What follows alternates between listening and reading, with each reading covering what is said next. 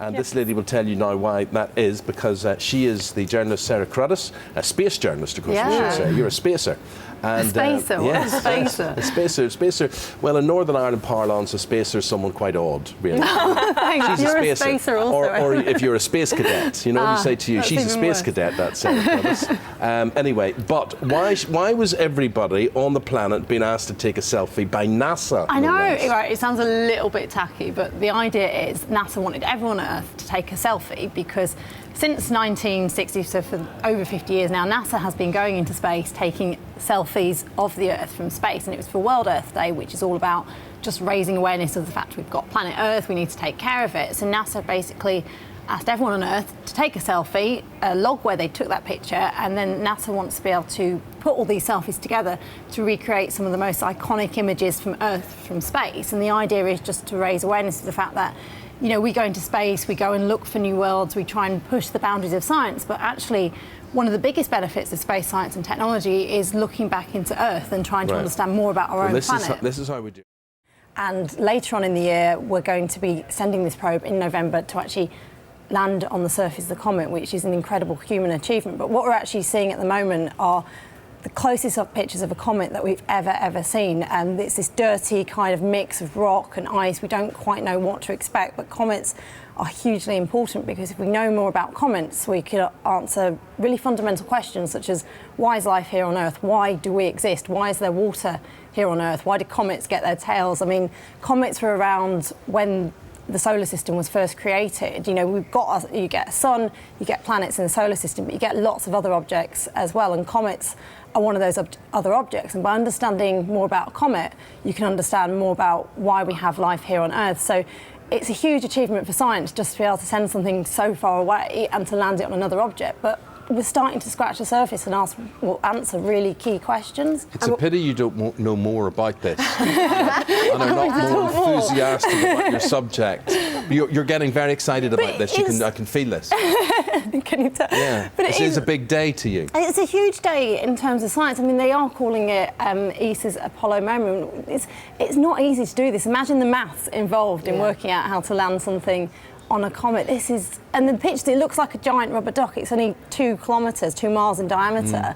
It's just incredible. And the suggestion is then that comets are what created our oceans when they collided with the planet quite early on, and that's the combination of the ice and the hydrogen. Basically, when the solar system was forming, we don't know why we got water. So perhaps scientists think we might have got water from comets. We don't know. So they want to prove the theory. Well, they want to, prove the theory, try and answer some questions. And we don't know why we have life on Earth. We don't know why we're here, but we think comets are a key way of trying to find out why we do have life on Earth and why we exist. Well, I just hope for you it doesn't crash or it doesn't all go wrong, because I couldn't deal with the disappointment there. But it is incredible stuff that we live in a time. No, I get that. When we're yes, I get that. Have I mentioned that? 10 o'clock today, a 10-year-long high-speed chase comes to its conclusion. Very good seeing you, Sarah. Thank you very much indeed. So the idea is we actually test it in our upper atmosphere where it's much thinner. There's 2 giant inflatable rings about 6 to 8 metres in diameter which deploy first. They slow it down from about 4 times the speed of sound to closer to about 1.5 times the speed of sound. And then they're going to deploy this giant parachute very high up in our atmosphere where it's very thin to test out whether you could take a larger, heavier payload to the planet Mars. And that's the key, isn't it? It's getting those big payloads onto the surface of the red planet. Curiosity, the rover which is on Mars at the moment, weighs about the same as a small car, and that's the heaviest thing we've been able to successfully land on the planet Mars. So if we want to send humans to Mars, and this is very real plans, for a long time we've been talking about doing this, we need to work out how to land much heavier spacecraft. So this is kind of the first step towards doing that. Sarah Cruddas is here in the studio now. She is a journalist and she is a space expert.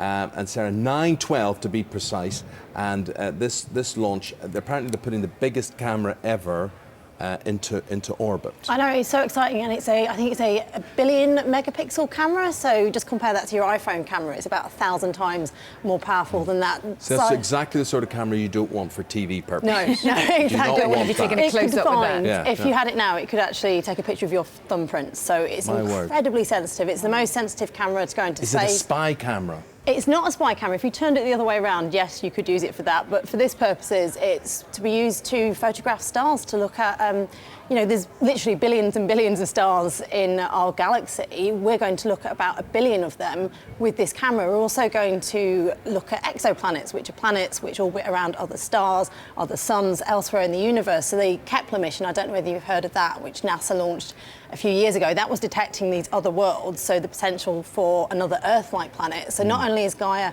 going to photograph all these other stars, it's also going to look for other worlds, for other potential Earths elsewhere in our universe. So it's incredibly exciting.